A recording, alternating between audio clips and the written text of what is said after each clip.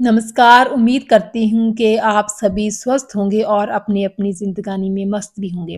तो आज जो किस्सा मैं बयान करने जा रही हूँ वो है गायिका और अदाकारा सलमा आगा के बारे में। सलमा आगा जो कि 1980 के करीब-करीब बहुत ही ज़्यादा सुपरहिट हो चुकी थी एज़ अ सिंगर पाकिस्तान में। और क्योंकि पाकिस्तान और भारत दोनों अड़ोसी-पड़ोसी हैं, तो एक नेशन में, एक राष्ट्र में जब कोई पब्लिक फिगर इतनी ज़्यादा फ़ेमस होती है, तो उसका प्रभाव दूसरे नेशन पर भी पड़ता है। तो ऐसे ही सलमा आगा के गानों की गूंजें भारत में, हिंदुस्तान में भी सुनाई देती थी और बी आर चोपड़ा एक फ़िल्म बनाने का सोच रहे थे उस ज़माने में। फ़िल्म का नाम था निकाह।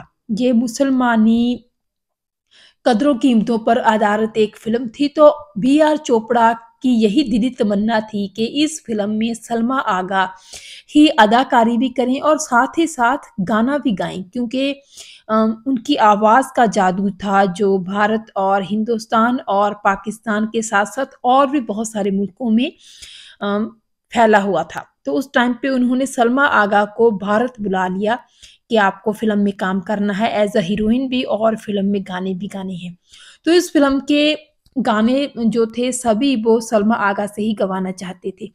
लेकिन इस फ़िल्म का एक बहुत ही बेहतरीन गाना था जो कि कामयाब भी बहुत हुआ था, लेकिन उसको बनने की कहानी क्या थी वो बहुत ही दिलचस्प है जो आज मैं आपको सुनाऊँगी। इस फ़िल्म में संगीतकार रवि थे और गीतकार हसन कमाल थे। तो संगीतकार रवि ने ही एक गाने को चुना कि सलमा आगा ये गाना तो ज़रूर गाएँगी। गाना था दिल के अरमा आँसुओं में बह गई। तो ये गाने के लिए म्यूज़िक था जो संगीतकार रवि ने 2 पिचों में तैयार किया था। लो पिच में भी था और हाई पिच में भी था। दरअसल बी आर चोपड़ा को हाई पिच वाला वाला गाना बहुत ज़्यादा पसंद था।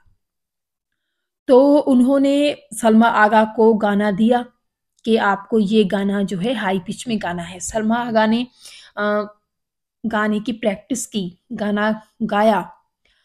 तो ये गाना सलमा आगा के घर पे ही जब गाया गया सलमा आगा के द्वारा गो उनको गाने को दिया गया, तो गाने से कोई भी सैटिस्फाई नहीं हुआ क्योंकि सबको लगा कि गाना जो है वो बेहतरीन नहीं है।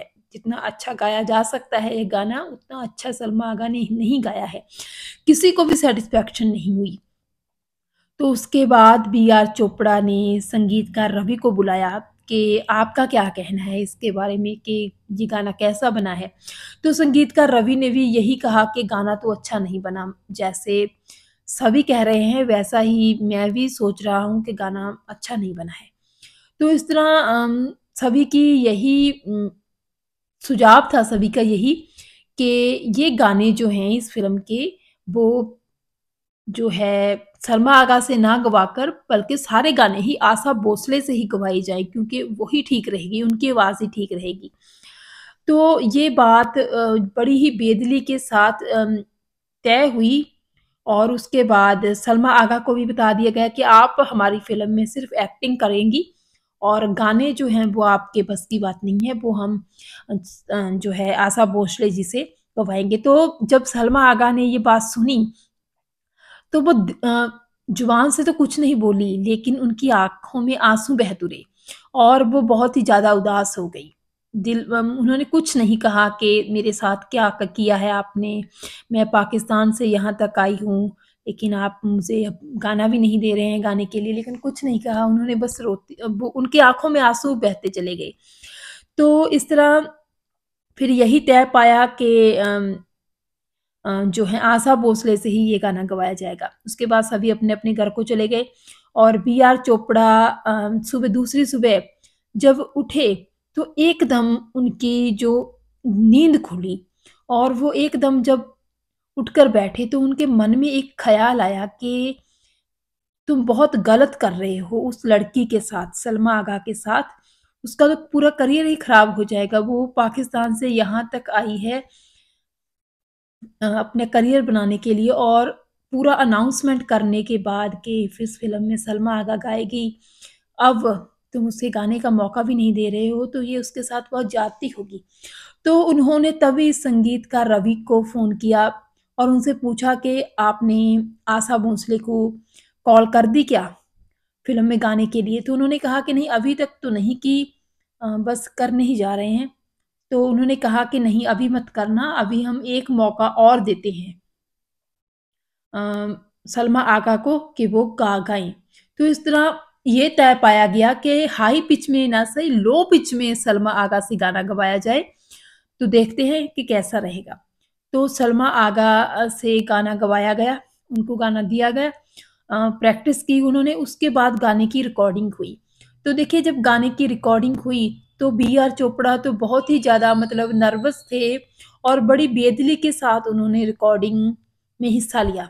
ज़्यादा उन्होंने ध्यान नहीं दिया क्योंकि उनका खुद को भी यही लग रहा था कि अभी गाना अगर नहीं अच्छा हुआ तो फिर से पता नहीं क्या होगा, इसके बाद क्या करना पड़ेगा और क्या नहीं।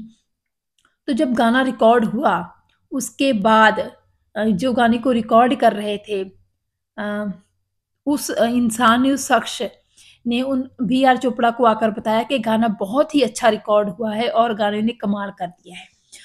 बी आर चोपड़ा को भी इस बात का यकीन नहीं था, लेकिन जब उन्होंने ये गाना सुना, तो हैरान रह गए कि सचमुच ही ये गाना कमाल का था और वाक़ई ही गाना बहुत कमाल का था।